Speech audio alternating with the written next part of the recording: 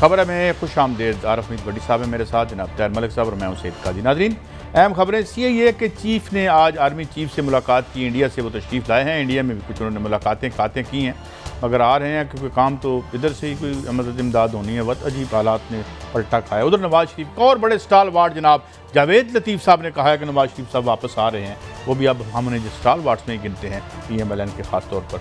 और इसके साथ साथ अपोजिशन में कौन सी दोगली पॉलिसी है, क्यों उसे ये कहा जा रहा है, और आपस में जो एक ठन गई है जनाब मौलाना फजल रहमान की और बिलावल भुट्टो साहब की, और इवन साद रफ़ीक साहब भी ट्वीट्स कर रहे हैं बिलावल भुट्टो साहब के हवाले से। इस पर बात करेंगे। डॉलर और में फिर उसकी कीमत में इजाफा हो रहा है, महंगाई भी बढ़ रही है, ये मैशत का एक अजाब है, ये साथ साथ चल रहा है। मगर हम आते हैं पहले अपनी भट्टी साहब, आप इस्लामाबाद में तशरीफ़ फरमा है। और इसके साथ नाज़रीन मैं ये भी बताता चलूँ कि हमारे साथ जनरल नईम खालिद लोधी साहब भी हैं।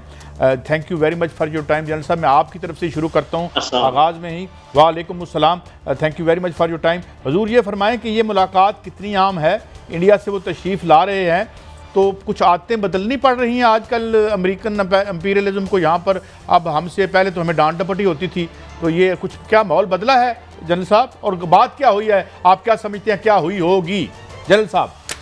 जी, पहली बात तो ये है कि माहौल बदलने की बात ये देखिए पहली दफ़ा तो नहीं है। जब उनको हमारी ज़रूरत पड़ती है तो काफ़ी प्यार मोहब्बत जताते हैं, और जब ज़रूरत ख़त्म हो जाती है तो 1 मिनट नहीं लगाते और धुले हुए कपड़े की तरह दूर फेंक देते हैं।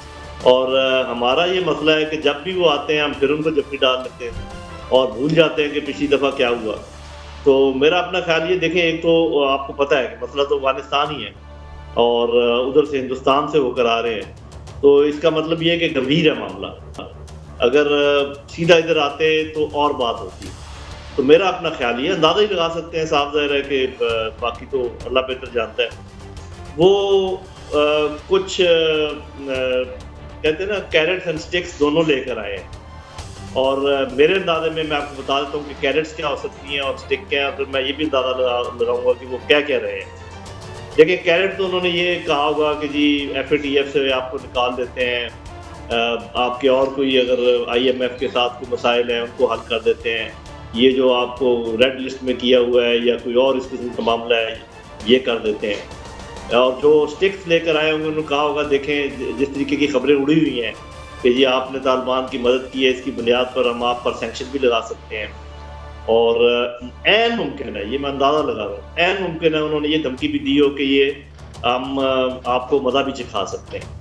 और चूँकि भारत की तरफ से होकर आए हैं तो ये अंदाज़ा लगाया जा सकता है कि वो क्या कह रहे होंगे, कैसे मज़ा चखाने से क्या मुराद है जनरल साहब आपकी? क्या कोई वो जारहियत भी कर सकते हैं यहाँ पर? ये है कि जी भारत जो है बहुत तिलमिला रहा है, और बात जितना उसने प्रोपेगेंडा शुरू किया हुआ है कि जी सब कुछ ये पाकिस्तान की तरफ से हुआ है, उनको भी वो साफ ज़रा अमरीकी को समझते हैं, सारे अक्लमंद लोग समझते हैं कि जिस वजह से हुआ है वो खुद है और कोई, लेकिन एक बहाना वो तलाश कर रहा हो सकता है उन्होंने उनको ये आइडिया दिया हो, ये मैं अंदाज़ा लगा रहा हूँ कि जी आप हमारी मदद करें, इंटेलिजेंस की मदद करें, हमारे आप डिप्लोमेटिक सपोर्ट दें तो हम थोड़ा सा काम करते हैं पाकिस्तान के साथ।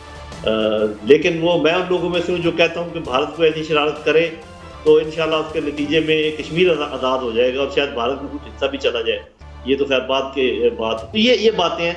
अब वो क्या कह रहे हैं, वो पैंतरा बदल के आना चाह रहे हैं, मास्क दूसरा पहन के आना चाह रहे हैं, वो फिजिकली तो यहाँ से निकल गए, अब वो कह रहे हैं कि हमको इकोनॉमिकली यहाँ पर आए, पोलिटिकली यहाँ पर आए, उसके लिए हमें फिर उनकी जिस बेस की ज़रूरत है वो फिर पाकिस्तान है। साफ ज़रा वो जहाज़ों वाला बेस नहीं मांग रहे, वो सिर्फ ये कह रहे हैं कि यहाँ पर कोई इस किस्म के इंतजाम करते हैं कि हम आ जाएँ और फिर हम इन्वेस्ट कर सकें, और वहाँ पर कोई अपना साफ ज़रा जब वो इन्वेस्ट करेंगे तो अपनी NGOs भी साथ लेकर आएंगे और यहाँ पर मुसीबतें भी खड़ी करेंगे।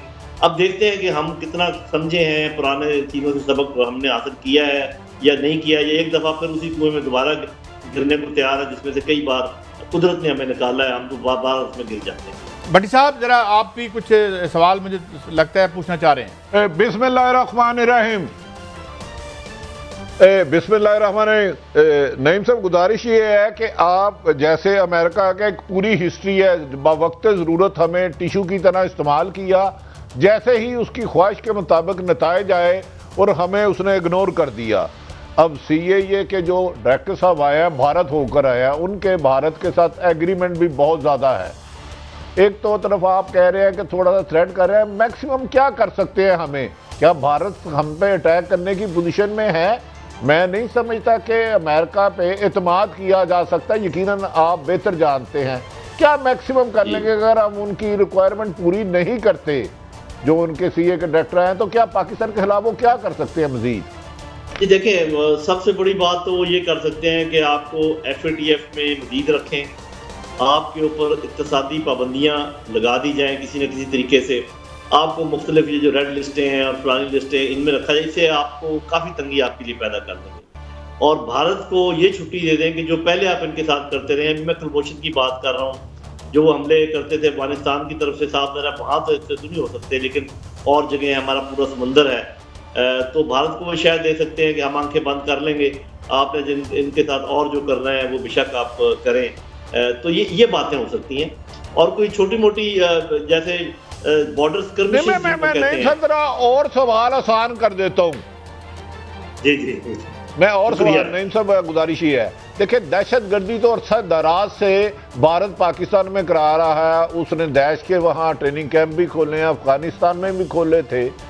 क्या खुदा ना खास्ता भारत, दोनों न्यूक्लियर पावर्स है, इतनी जुर्रत कर सकता है कि पाकिस्तान पे अटैक कर दे? और अल्हम्दुलिल्लाह हमारी फौज तो यकीनन उसके लिए है। क्या वो कर सकता है ये इतनी जुर्रत? दहशतगर्दी तो वो कराता रहेगा, वो दुश्मन है, वो हमारा खैर खा तो नहीं हो सकता।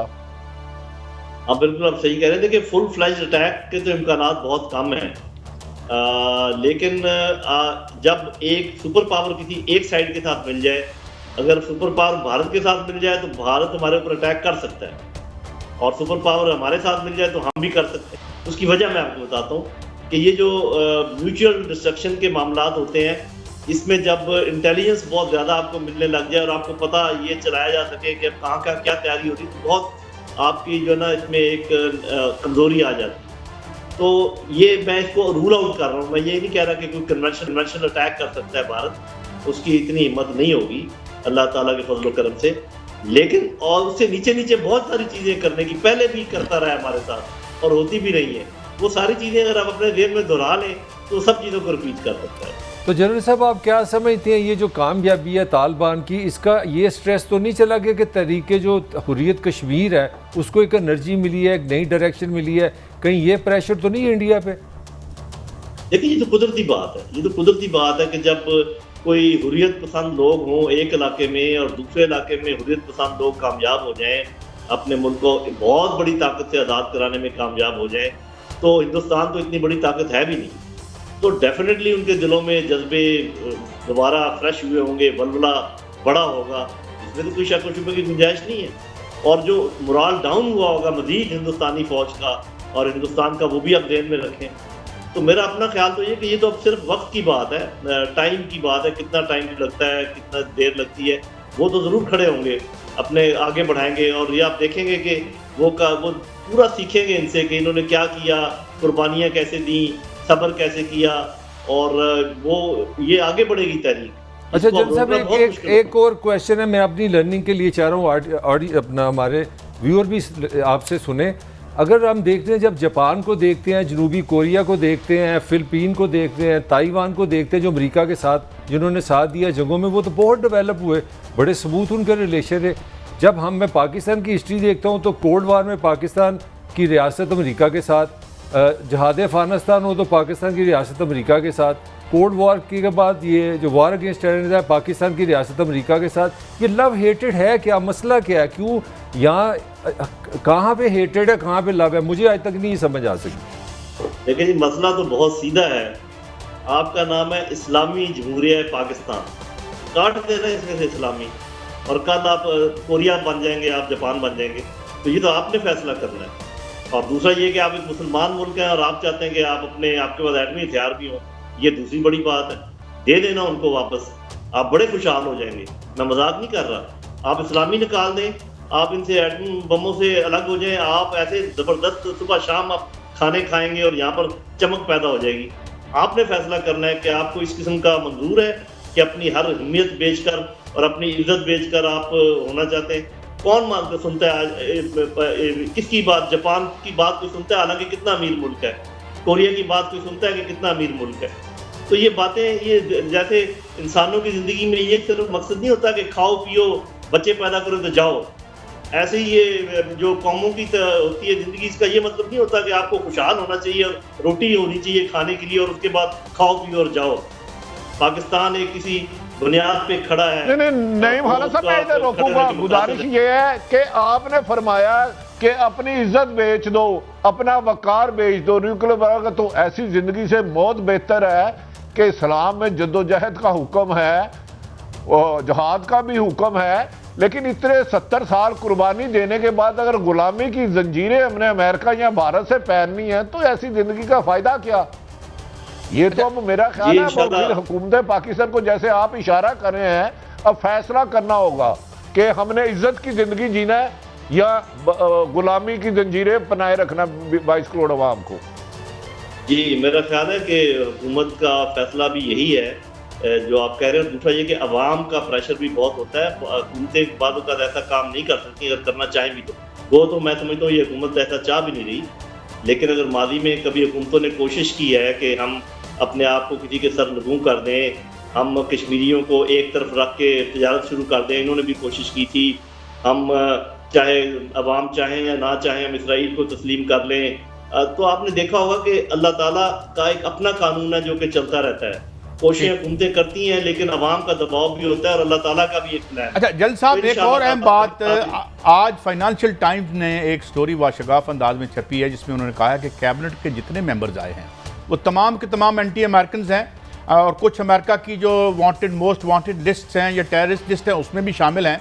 और साथ ही इंडिया ने ये प्रोपेगेंडा सोशल मीडिया और वैसे करना शुरू कर दिया है कि इस गवर्नमेंट की फॉर्मेशन में हमारा हाथ, और हमारे ISI की चीफ का जो दौरा था मुबैना तौर पर वो इस तरह की कहानी कर रहे हैं, बल्कि हम तो खुद फंसे हुए हैं खुद अपने आप को यानी बचाने के ज़िम्मन में। इस पर आप क्या कमेंट करेंगे? एक तो जो कैबिनेट में जो लोग आए हैं वो क्या इशारा दे रहे हैं अमेरिका के हवाले से, और हमारा उसमें कितना हाथ है या नहीं है? जनरल साहब जी देखें, पहली बात तो ये है कि उन्होंने आर्मी चीफ जो है ना एक ताजिक बनाया है, एक जो नायब वज़ीर आज़म है वो एक उज़्बेक बनाया है और एक और ताजिक को भी रखा है जो मेरा ख्याल किसी और वजारत है उनके पास। तो ये तो बात मालूम है हमें कि ये उन्होंने जितनी कोशिश की है, बाकी उनको कोई खैरात में नहीं मिली है ये हुकूमत, या आज़ादी अफगानिस्तान को खैरात में नहीं मिली है कि आप और मैं डिक्टेट करना शुरू कर दें कि जी ये चूँकि हमने आपको खैरात दी है तो मेहरबानी करके ये करें ये करें ये करें। अमेरिका से ही तो उन्होंने आज़ादी हासिल की है, अमेरिका ही की वो बातें मानने लग जाए। सारा तबाही वो मचा कर गए हैं और अब वो कह रहे हैं जी हम ही आपको बनाएंगे। मतलब इतने आप भोले समझते हैं अफगान तालिबान को कि उनको इतना भी नहीं पता कि हमारा दुश्मन कौन है और दोस्त कौन है। अरे भाई, वो ज़रूर कोशिश करेंगे कि इंक्लूसिव गवर्नमेंट हो, वो ज़रूर कोशिश करेंगे। अभी देखिए 34 ज़िलों और 34 प्रोविंसेस के उन्होंने गवर्नर मुकर्रर करने हैं, तो अगर 34 गवर्नर उन इलाकों के हों जहाँ पर वो मुकर्रर और लोग उनको चाहते हों तो इससे ज़्यादा इंक्लूसिव हुकूमत क्या होगी? औरतों की बात करते हैं जी कि औरतों को अब मिनिस्ट्रियाँ नहीं दी।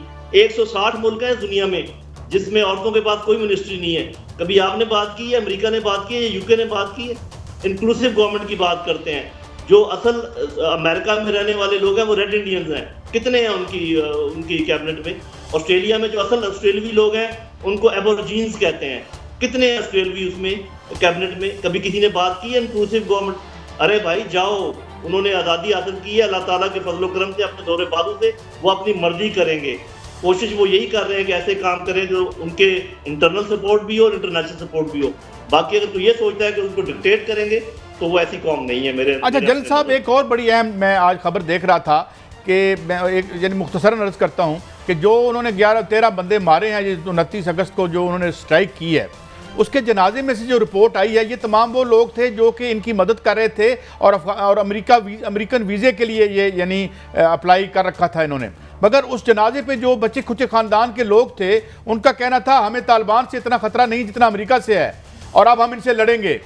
तो डोंट, और पहले भी ये खबर आ चुकी है जो इनका एक विसल ब्लोअर था कि इनसे बमों से तो आप टेररिस्ट मजीद पैदा। तो एक तो सवाल ये कि क्या ये टेररिस्ट पैदा करना उनकी फॉरेन पॉलिसी का एक हिस्सा है, और दूसरा ये क्या आइंदा वो आने वाले दिनों में फ्रस्ट्रेशन में ये कंटिन्यू करेंगे ये, और अगर करेंगे तो इलाके के जो दूसरे मुल्क हैं वो कैसे इंडिया, चाइना वगैरह जो और स्टेक होल्डर्स हैं? जनरल साहब जी देखिए, जब वो इधर 20 साल थे तो उनका यही मकसद था कि यहाँ पर अफरा तफरी पैदा हो, यहाँ पे लोग एक दूसरे के गिरेबान पकड़ें, यहाँ पर खून बहे, इर्द गिर्द के मुल्कों से ताल्लुकात ख़राब हों, ताकि ये पूरा खित्ता खलफशार का शिकार रहे चीन यहाँ इन्वेस्टमेंट ना कर सके, उधर से रूस नॉर्थ साउथ कॉरिडोर में इंडियन ओशन तक ना पहुंच सके, central Asian countries land locked रहें, उनको बाहर जाने का रास्ता ना मिले, ईरान के एटमी प्रोग्राम के ऊपर नजर रख सकें, पाकिस्तान के एटमी साथों के ऊपर नजर रख सकें, ये तो उनका मकसद था।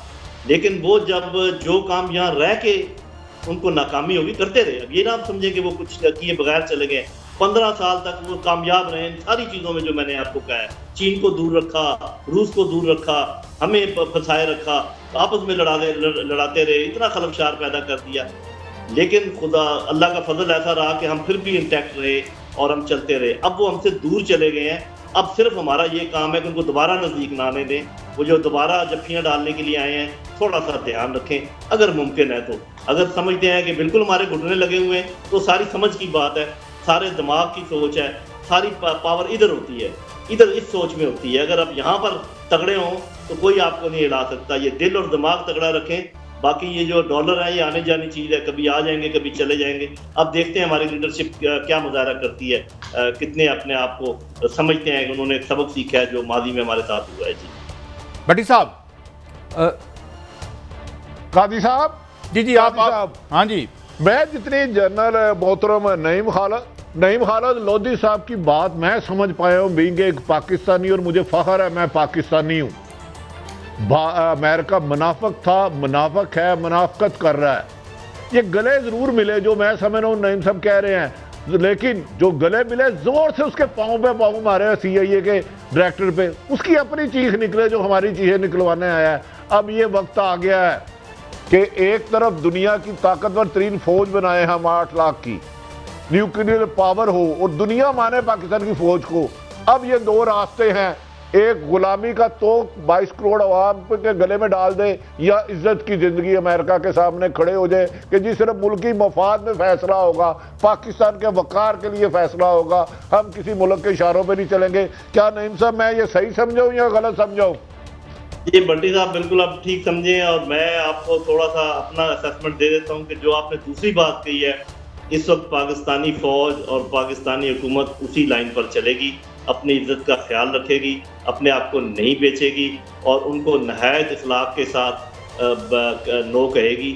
शायद इस तरीके से ना कहें कि एब्सोल्युटली नॉट, लेकिन एक छोटा सा NO जरूर कहेंगे। जनरल साहब मैं को आपसे बहस नहीं कर रहा, आपने कहा पाकिस्तान की हुकूमत और पाकिस्तान की फौज। लेकिन जनरल साहब जो मैंने कर्ज किया है कि उनको गले जरूर मिले लेकिन जोर से उनके पाँव पे पाँव मार दे, इतनी कीमत कर लेंगे हम के नहीं? ये जनरल साहब साथ मेरा भी सवाल ले लें, जो भट्टी साहब के साथ मेरा भी जवाब आप दे दें। मेरा आपने जो कहा है ना कि पाकिस्तान की फ़ौज और पाकिस्तान की हुकूमत इंशाल्लाह अच्छा करेंगी, मेरा भी यही दुआ है। मगर मुझे तो कभी अपना वज़ीर आज़म नज़र ही नहीं आया। मुझे तो अपनी पार्लियामान में लफ्ज़ अफ़गानिस्तान पाकिस्तान पॉलिसी कोई चीज़ नज़र नहीं आ रही। Where is the government, where is the prime minister?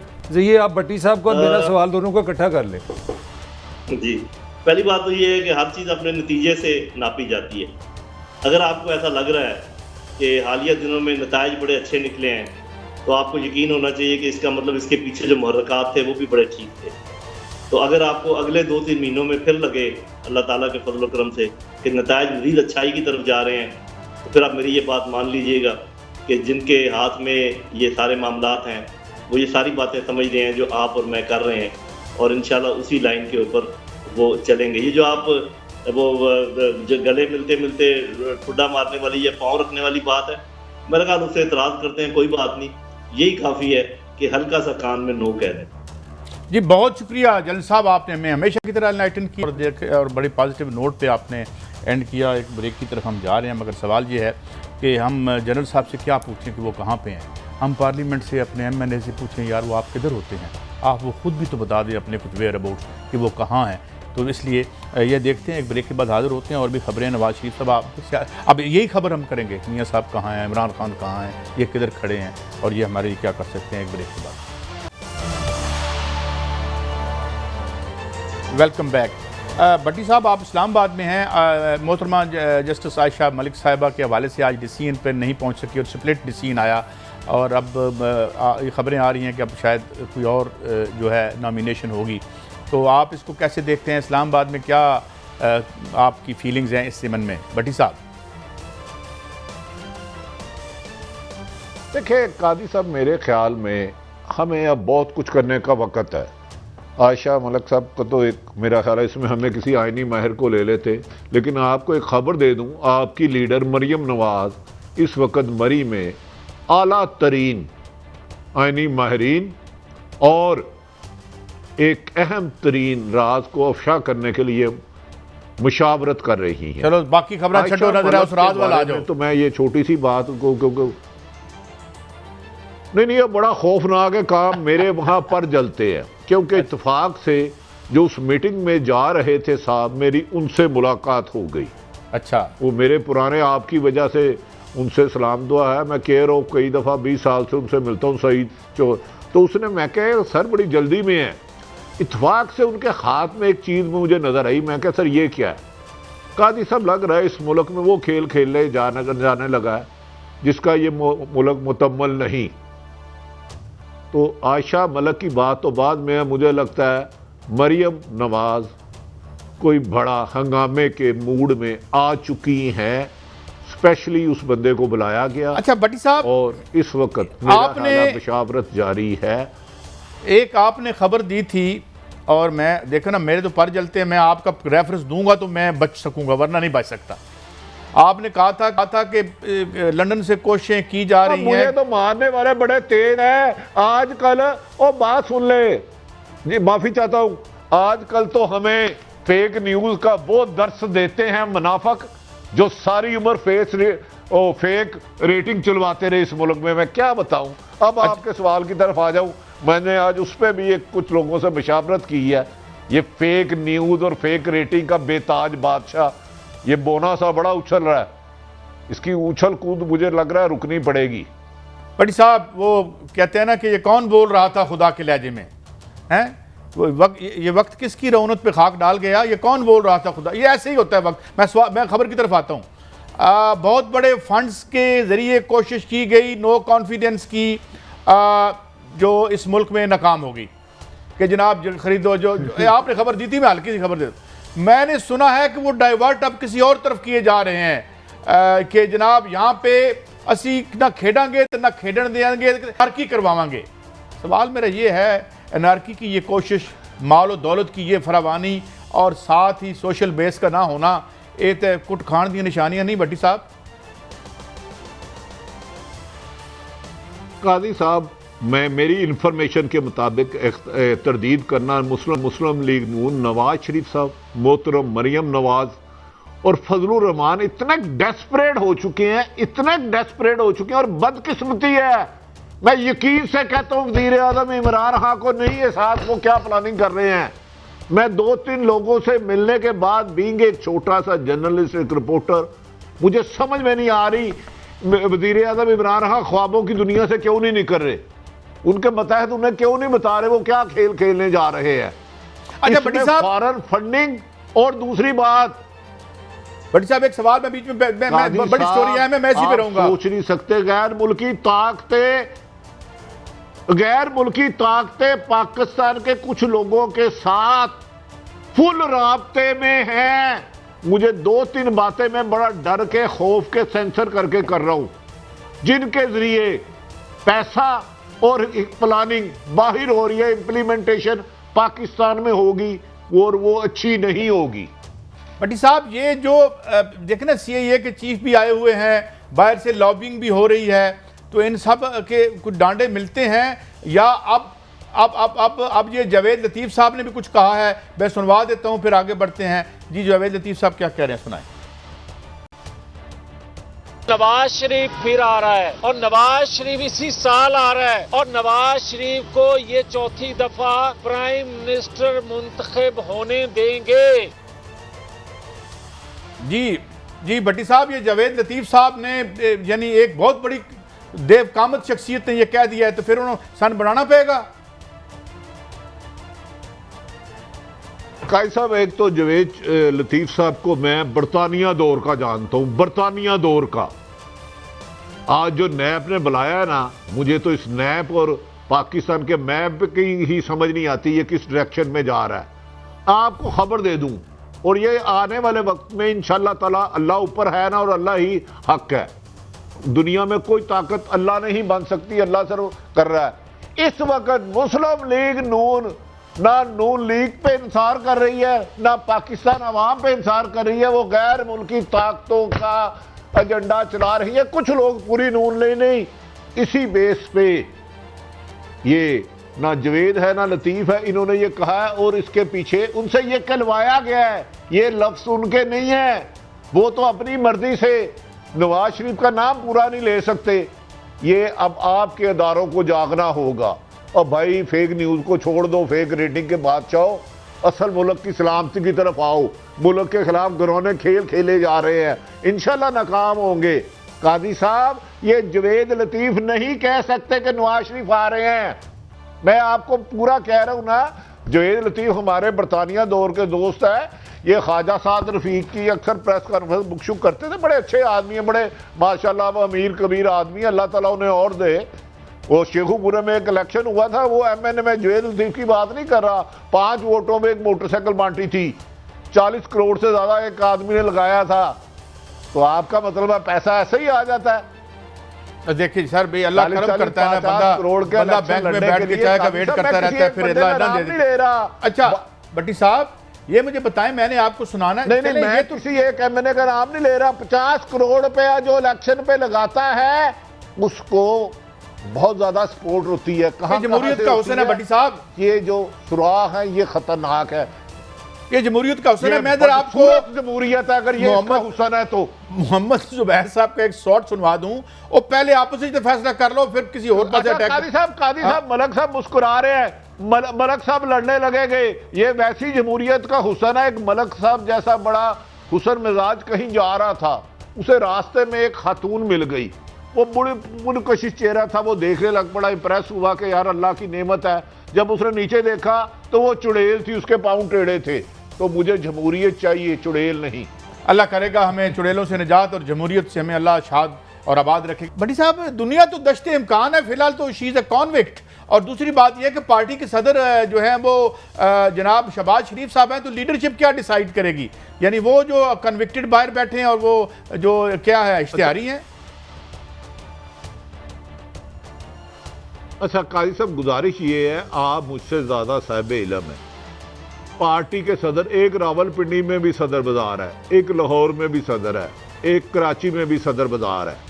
मुझे दुनिया का वो कानून बता दें, वो कानून बता दें, पाकिस्तान का तो छोड़े दुनिया का, एक सजा याफ्ता हो, नैब से सजा याफ्ता हो, काउंसलर का इलेक्शन ना लड़ सके, यूनियन नाज़म का ना लड़ सके, एमपीए का ना लड़ सके, एमएनए का ना लड़ सके, सेनेट का ना लड़ सके, और वो वजीर आज़म हो जाए।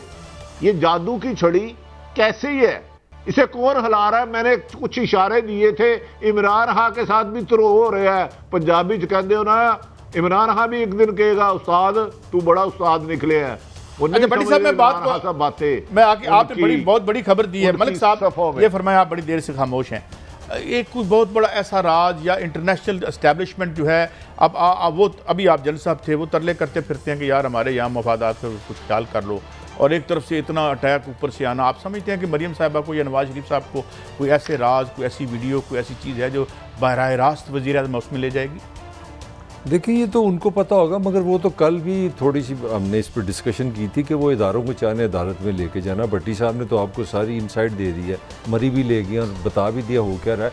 बेसिकली वो ये करने जा रहे हैं कि वो अदालत में जो कल मरीम ने कहना कि मैं एक एप्लीकेशन की इजाज़त चाह रही हूँ, वो बहुत बड़ा एक नया मसला क्रिएट हो। उसका भट्टी साहब ने आपको खबर सारी अंदर की बता दी। कहानी क्या है? कहानी ये है कि वो इदारों के ख़िलाफ़ अपनी तरफ से एक एविडेंस लेके जा रहे हैं। तो नेचुरली एक पाकिस्तान एक रियासत का नाम है, रियासत के इदारों को जब आप अदालत में ले जाएंगे तो इसीलिए वो भट्टी साहब कह रहे हैं कि बड़ा सीरियस मैटर है। इस वाले खबर है कि अंदर आपकी क्या एविडेंस लेके जा रहे हैं? एविडेंस उनके है, एक तो सुनने शौकत सिद्दीकी साहब वाली बात, उनका एक बयान अल्फी है। उनका एक बयान अल्फी होगा कि जी मुझे किसी ताकतवर बंदे ने कहा था कि अगर नवाज शरीफ को सजा ना हुई तो हमारी 2 साल की मिहनत ज़ाया जाएगी। इस तरह का बयान अल्फी हो सकता है। कोई वीडियो शीडियो भी भट्टी साहब की आपके एक सवाल और पैदा होता है ना कि जब वो बाइख्तियार थे, जब वो जज थे, और उनको आके उनका सबऑर्डिनेट आके कहता है, उन्हें फौरी तौर पर अभी पता चला है कि उन्होंने बयान अल्फी लेके आना है, अदालत कैसे लेके आई? और जब वो जुडिशियल काउंसिल में गए थे तो उन्होंने क्यों नहीं ये सारी बातें बताई? बिल्कुल आपका सही वैलिड है। मेरा नाम से देखिए, तो मुझे लगता है कोई ये तो वही जवाब ये तो भट्टी साहब, ये अरशद मलिक 2 लग रहा है मुझे। क्या ख्याल है आपका? मैं एक पॉइंट की तरफ डिस्कस करना चाह रहा हूं जो आपने कहा। देखिए, नवाज शरीफ जो है वो मेरा ख्याल है, भट्टी साहब एक मिनट में जरा एक सवाल का मलक टू भी होगा। काजी साहब, मैं एक सवाल का जवाब, देखिए नवाज शरीफ जो है उसको मेरा ख्याल आपसे मेरे से ज़्यादा पता है कि उसको पाकिस्तान के वोटों से कभी ना आया, ना उसने दोबारा आना है। आप उसकी पिछली हिस्ट्री देखें, वो उसको सऊदी अरब जो लेके गया, पाकिस्तान की अवाम लेके गई, सऊदी अरब से वापस पाकिस्तान की अवाम लेके गई, तो इसीलिए क्रिमिनल नहीं, क्रिमिनल वो कैसे आता है? वो जाली तौर पे आता है यहाँ पे। नहीं क्रिमिनल आप तो यार मुझे बताएं ना कि एक आदमी वो डिजर्व नहीं करता, वोट नहीं लेता और वज़ीर-ए-आज़म बन जाता है। मैं आपको ये एविडेंस देना चाह रहा हूँ कि इस मुल्क के वज़ीर-ए-आज़म ना इलेक्शन से बनते हैं, वो इंटरनल और एक्सटर्नल एस्टेब्लिशमेंट की वजह से बनते हैं। मैं ये कहना चाह रहा हूँ एस्टेब्लिशमेंट की बनते हैं, इसका मतलब है कि वो उनके टूल्स हैं, उनके टाउट हैं और उनको पता है ये एस्टेब्लिशमेंट के टाउट हैं। ये कहते हैं या इंटरनेशनल है लोकल। नहीं, आप मुझे बताएं, मैं यही कह रहा हूं साहब के बारे में कह रहा हूं। यही तो इसीलिए इलेक्शन मसले नहीं बात है जी भट्टी साहब, ये क्या बात है? यही खबर दे रहे हैं भट्टी साहब। क्या बात है? इसका मतलब है कि ये क्या लफ्ज़ है? मैं माफी चाहता हूं भट्टी साहब, पूछे इनसे। कादी साहब वीडियो रिकॉर्डिंग जिनके बारे में दिखाई गई थी, कुछ और लोग भी शामिल होंगे, इससे ज्यादा ना मुझसे पूछना ना मुझे पता है। वीडियो आगे फैसला हतमी नवाज शरीफ करेगा और उस वीडियो का भट्टी साहब, मैं ये खबर आप जो है ना मुकम्मल करें, एक खबर मुकम्मल करें। खबर एक तो ये है कि उसमें कुछ और वीडियो मुकम्मल नहीं ना कर सकता, कुछ नहीं ऐसी है। और भट्टी साहब दूसरे पास से भी वीडियो की खबर दी थी आपने, उधर से भी फिर वीडियोस आएंगी। यार देखे वो पंजाबी कहते ने ना खेड, एक बचपन में एक शरारती होता था मलिक ताहिर की तरह, जब वो क्रिकेट मैच हारने लगता था, बड़ा खूबसूरत है, मलिक साहब टॉल आदमी है, जवान है, तो एकदम ना विकटे तोड़ देता था, खेडांगे ना खेडन देंगे, मैनू तुसी बड़ा मारिया, पहले मैनू छिक्के मारिया और पहली गेंद पे आउट करता है। तो अब उनकी पोजीशन रोने वाली हो गई है। आपने नाहल भी हो गए, मुल्क से भाग भी गए, केस भी चल रहे हैं, आगे बज़ाहिर कायनी और कानूनी तौर पे हुकूमत आने का उनका चांस भी कोई नहीं है। तो उन्ना खेडांगे ना खेडन देंगे, भावे बट्टा बाहरों किसी होर दा फड़ के तानू मारन, लेकिन वो बट्टा मारन की तैयारी कर रहे हैं। मारते हैं नहीं मारते, ये मैं हमेशा ये खबर है मैं नहीं करता, दादा खबर है जी। अच्छा, अब ये आपस में भी देखें लड़ाइयाँ चल रही हैं, अपोजिशन जो है इसमें भी हमें दरारें नज़र आ रही हैं। कुछ बिलावल साहब कुछ कह रहे हैं, मौलाना फजल रहमान साहब का शॉट है। जी सुनाइए जरा।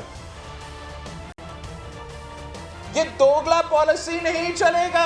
या आप अपोजिशन का रोल अदा करें या आके ऐलान करें कि आप हुकूमत के सहूलतकार हो। अगर आप वोट का इज्जत करते हो तो आप अपना वोट इस्तेमाल तो करो, बुज़दार को चैलेंज करो। ये गिर जाएगा, ये कठपुतली का कठपुतली है। पंजाब के अवाम खास तौर पे जान लेंगे कि ये ना मुफाहमत है, ये ना मुखालफत है, ये मुनाफिकत है। बट मलिक साहब पहले आप बता दें, आप बहुत देर से शदीद कन्फ्यूजन है, उनको समझ नहीं आती। पीपल्स पार्टी सिंध में हुकूमत भी बचाना चाह रही है, अपने आप को अपोजिशन भी कहती है, इमरान खान से भी लड़ना है, मौलाना से भी लड़ना है, नून से भी लड़ना है, अब साद रफ़ीक ने भी हमला कर दिया।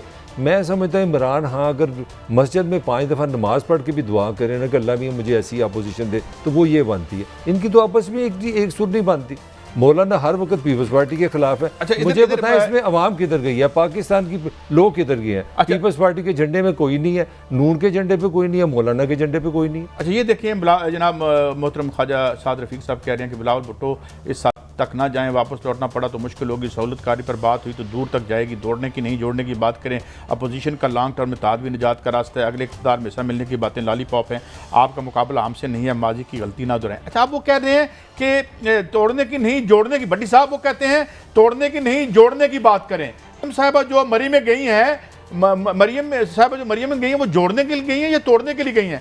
जी भट्टी साहब, अब ये क्या ये फिर ये हो गया कि मौलाना फजल रहमान और मुस्लिम लीग नून रह गई, और मुस्लिम लीग नून में भी मरियम है। शहबाज शरीफ साहब तो नहीं लगते कि वो मरी वाले इस प्लान का हिस्सा बन रहे हैं, या बन रहे हैं तो बताएं भट्टी साहब। काजी साहब मैं अर्ज करूं, एक तो आपने ख्वाजा साहब का फरमाया हमारे वो भी बरतानिया दौर के दोस्त हैं, स्ट्रगल किया, स्ट्रीट से आए हैं। गुजारिश ये है, वो कह रहे हैं तोड़ने की नहीं जोड़ने की करे, उनसे कहें उनके मुकाबले पे अंदरूने शहर एक बंदा लॉन्च कराया गया था शहबाज शरीफ की तरफ से, मैं नाम नहीं लूंगा, शहबाज शरीफ साहब की तरफ से उनके खिलाफ बंदा लॉन्च किया गया था, साद रफ़ीक साहब के खिलाफ। वह लॉन्च किया गया था, उसको तैयारी भी, चलो इसको भी छोड़ते हैं, उन्हें कहे कि फिलहाल मुस्लिम लीग नून में जोड़ने की कोशिश करें, कम से कम मुस्लिम लीग नून तो एक प्लेटफॉर्म में हो। दूसरा, मौलाना साहब ने बड़ी खौफनाक बातें की हैं, आपने देखा नहीं, उन्होंने कहा हमें भी ऑफर्स हुई थी, हमें भी ऑफर्स हुई थी, हमने एस्टेब्लिशमेंट की बात को ठुकरा दिया। अब ये जो गेंद है इस वक्त हो रहा है समीउल्लाह कलीमुल्लाह, अब ये हो रहा है मरियम नवाज, नवाज शरीफ, मौलाना फजलुर्रहमान, मरियम नवाज, नवाज शरीफ और गैर मुल्की ताकत से। ये भी मौलाना साहब ने वही इशारा किया है जो थोड़ी देर पहले मैंने मलक साहब को एक इशारा दिया था, क्योंकि मौलाना साहब अपने आप को अब कुछ ताकतवर समझते हैं जब से अफगानिस्तान में तालिबान आ गए हैं। उसकी वजूहात है कि तालिबान के बहुत सारे जो लीडर हैं वो मौलाना साहब के मदरसों से पढ़े हुए हैं। आप मुझे बार बार रेड जोन में ना ले जाएं, मैंने कादी साहब आपका हमेशा एहतराम ही किया। बड़ी मेहरबानी, मैं बहुत हूँ। वैसे तो वो जो समीउल हक साहब के मदरसे वो वैसे फादर ऑफ तालिबान कहा जाता है, उनको अल्लाह करवट जन्नत नसीब करे। जी मलिक साहब, आपने सुनी मैं इनकी बात, आप किस हद तक समझते हैं कि ये जो मरीम साहिबा का ताज़ा ऑफेंसिव है, जो भट्टी साहब जिसकी खबर उन्होंने ब्रेक की है, ये how effective it could be? मेरा ख्याल है पहली तो बात है कि सारे सच बोल रहे हैं, बिलावल भी सच बोल रहे हैं, मौलाना भी सच बोल रहे हैं। और आपको बड़ी पहले भट्टी साहब ने भी खबरें दे दी हैं, जरदारी साहब और बाकी जो इनके केसी से नैब के। तो एक चीज़ तो क्लियर होगी ना कि हमारी सारी अपोजिशन में अवाम कहीं नहीं है, जमहूरियत कहीं नहीं है, लोगों के मसाइल नहीं है। सवाल मैं आपके हट रहा हूँ, आई अपोलोजाइज, मगर मैं एक बात करूँगा, मैं इमरान की ज़रूर तारीफ़ करूँगा। इमरान ने 5 साल कम से कम एक काम ज़रूर किया था, अच्छा या बुरा, उसने अवाम के मसाइल नहीं छोड़े थे, बिजली नहीं छोड़ी, डॉलर नहीं छोड़ा, महंगाई नहीं छोड़ी। जो काम नवाज शरीफ गलत करता था, शहबाज शरीफ करता था, वो हिट करता था, और उसका नतीजा देखे एक नया पाकिस्तान का तस्वर हुआ। मुझे तो समझ नहीं आ रही इस अपोजिशन में बंदा बात क्या करे, इनके पास तो ये नहीं, कोई नहीं, सिर्फ शिकायतें लगा रहे। मरियम है, वो भट्टी साहब ने जो अल्फाज ज़रा बड़े देखिए, सीधी सीधी बात है, डेस्परेशन है। ऑप्शन थी कि बाहर से कोई सपोर्ट मिलेगी, और सपोर्ट मिलती थी उनको अरब ममालिक से, कहीं और यूरोप से मिलती थी, वो मेरे ख्याल कहानी हो गई है ख़त्म। और नई ट्रेजेडी ये हो गई है। ये आपका खबर है या आपका नहीं, मैं एक आपको असेसमेंट दे रहा हूँ। इस वक्त पाकिस्तान की जो वैल्यू फिर बढ़ी है ना वेस्ट की नज़र में, मेरा ख्याल नवाज शरीफ के लिए अच्छी खबर नहीं है। अगर अफगानिस्तान में गनी बच जाता, इंटरनेशनल कोई गेम और होती, तो नवाज शरीफ ने चढ़ जाना था। मेरी ये असेसमेंट है। अब हुआ है, उनके लिए कहानी ख़त्म होती नज़र आ रही है। आगे मैंने ये इसको कहते हैं कि आप दूसरे को ये बता रहे हैं कि आपने हमें तो तबाह कर दिया, हम आपको भी तबाह कर सकते हैं। इदारों को ये आपकी अदालत के अंदर लेके जाने जा रहे हैं, सीधी सी बात है। ये लास्ट डेस्परेशन है कि अभी भी इसका मैसेज ये नहीं है कि हम जा रहे हैं, रोक लो, कुछ पंजाब दे दो, कुछ दे दो, हम अभी भी बाज आ जाएंगे। ये मैं आपको खबर भी दे सकता हूँ। अपना कमेंट आप ये कहना चाहते हैं कि वो जो एक गरीब मुजाहरा था, ये लास्ट है, चौधरी साहब को कहा था कि तुम्हारे वालों में इनकार ही समझा। देखिए एक फिक्र, अगर इन्होंने इनके पास ये सबूत है तो 2 साल पहले लाते। इसका मतलब है ये सबूत इन्होंने ज़्यादा इस्तेमाल करने के लिए रखे हुए थे, पाकिस्तान के लोगों के लिए रखे हुए। मलिक साहब, मैं वैसे जाते जाते बता दूं, अरशद मलिक साहब का केस शफाफ तरीके से आ जाता ना तो हर चीज़, मगर वो बशीर मेमन साहब ने वहाँ पे जो है ना अपना काम, मेरा ख्याल है, ठीक तरीके से नहीं किया। आगे बढ़ते हैं, ब्रेक के बाद हम देखेंगे डॉलर ये कहाँ जा रहा है। अरे हमारा भी कुछ सोच ले, आप में से कौन वज़ीर आज़म बनेगा, हमें तो उससे कुछ शायद लेना देना ना ही रह गया हमारा, मगर इस महंगाई का क्या करें। ब्रेक के बाद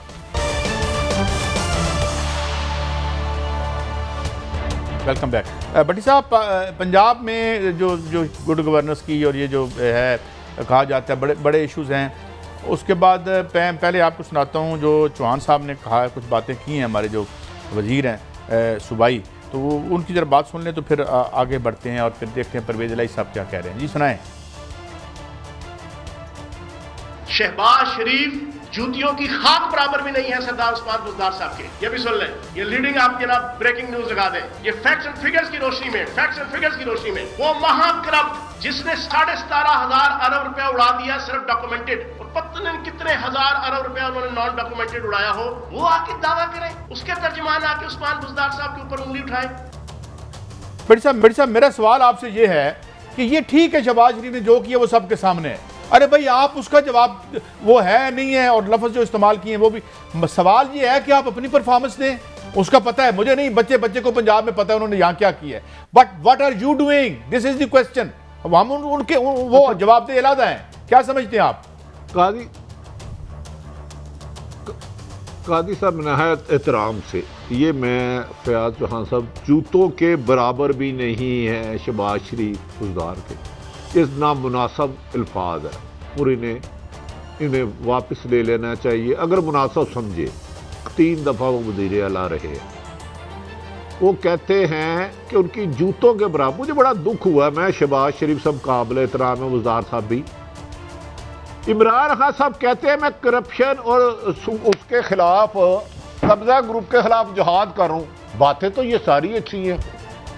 क्या इमरान खान साहब को ये पता है कि इनके 3 सालों में सिर्फ एक MNA के खिलाफ कब्जा का पर्चा हुआ? इसका मतलब है मादी में तो कब्जे होते ही नहीं रहे, तो मादी की हुकूमतें तो इमरान खान के मतलब जाए तो जायज़ है। और उनके अपने हक में वक्त इस वक्त कब्जा ग्रुप के सरगना है। कुछ लोगों पे इमरान खान हाथ नहीं डाल सकते, मुझे पता है। वो इमरान खान साहब की मजबूरी है। देखिए, किसी को ज़रूरत के साथ दीवार के नहीं लगाना चाहिए, लेकिन जो गवर्नर का हालात है पंजाब में या वफाक में, अगर ये अच्छी गवर्नर है तो दुआ करें कादी साहब कोई अलग अलग ही कोई निज़ाम आ जाए। अब मैं मज़ीद नहीं करना चाहता। बड़ी बदकिस्मती है कि 7 आपने चीफ सेक्रेटरी IG 9 या 7 कर दिए, किसी एक को अख्तियार नहीं है। हर काम का पैसा एक चीफ इंजीनियर ने लगने का 40 करोड़ रुपए एक शख्सियत को दिया है पंजाब में। अगर ये मेरा वजीर आजम इमरान खान जो हमेशा करप्शन के खिलाफ जहाद करते रहे, कहते रहे कि ओवरसीयर्स पाकिस्तानी हो, तो मुझे सबसे ज्यादा दुख है। वो आपने कितने प्रॉपर्टियों के काम छुड़ाए?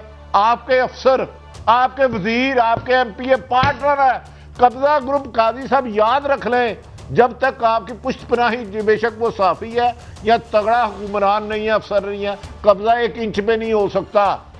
मेरा ख्याल है ये बिलो दी बेल्ट चले गए हैं। इन्हें कारकर्दगी करनी चाहिए कि शहबाज शरीफ ने आखिरी 3 साल में इतने स्कूल बनाए, हमने नए इतने बनाए, उसने इतने अस्पताल बनाए, हमने इतने अस्पताल बनाए, उसने इतने लोगों को बेरोजगार किया, हमने इतने लोगों को रोजगार दिया।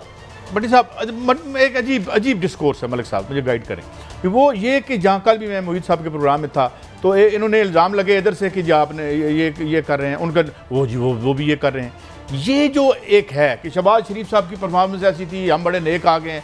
यार आप अपना कंपैरिजन घर बैठ के कर लिया करें, ठीक है ना। ये जो आ गया कि एक नाकामी जमा दूसरी नाकामी बराबर है 0, 2 वे जीत गए, ये आर्ग्यूमेंट, और ये क्या है?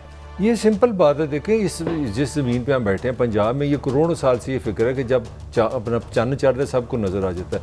आपकी जो ताकत है वो आपकी परफॉर्मेंस है। मुझे क्या लगे शहबाज शरीफ अच्छा था, बुरा था, और ये फैसला वोटर ने करना है। मैं समझता हूँ ये बड़ी मतलब कोई अच्छा नहीं लगता है कि आप इस तरह ये अल्फाज यूज़ करें। आप ये बताएं कि भाई 3 साल में हम आए, आपने क्या किया? आपने 16 माह में 4 दफ़ा स्कूल खोले हैं कोरोना में, और स्कूल खुलते हैं किस लिए? फीस दें फिर बंद। मतलब अपनी परफॉर्मेंस आप यूँ देख लेना, अपनी परफॉर्मेंस मुझे बता दें कि आपने कौन सी चीज़ें अच्छी की हैं ताकि वोटर फैसला करें। मैं आपको ईमानदारी से बताता हूँ, ये तर्ज सियासत, ये अल्फाज, ये जो अल्फाजों की लड़ाई है, जो मीडिया वॉर है, इसका सीधा मतलब है कि आपकी परफॉर्मेंस नहीं है। क्योंकि जो भी परफॉर्म करता है, आप पूरी दुनिया में देख रहे हैं, आपको सबसे कम स्टेटमेंट्स पता कहाँ से मिलती हैं? चाइना से।